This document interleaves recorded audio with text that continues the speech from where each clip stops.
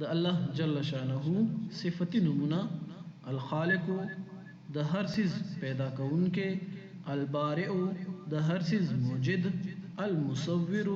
د تمام مخلوق قسم قسم صورتونو جوړولو والا. د دې نومونو په اوصاف سره د متصف کېدو شکل و صورت دا دی چې د احکام الهی د پابندۍ سره د خپل معاش په سلسله کې صدا سکار وکړي چې د هغې په ذریعې سره ورته حلال رزق حاصلیږي او ډیر بهتر داسې کار کېدی شي چې د هغې اثر د مرګ نه بعد هم باقی پاتې شي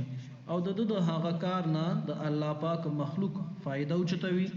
په تعلیم و تعلم سره د علم دین اشاعت،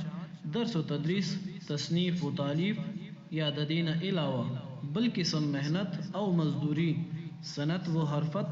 زمینداری او یا چې ورته بل سکار خوښ شي او د هغې په ذریعې سره حلاله روزي ورته ملاویږي.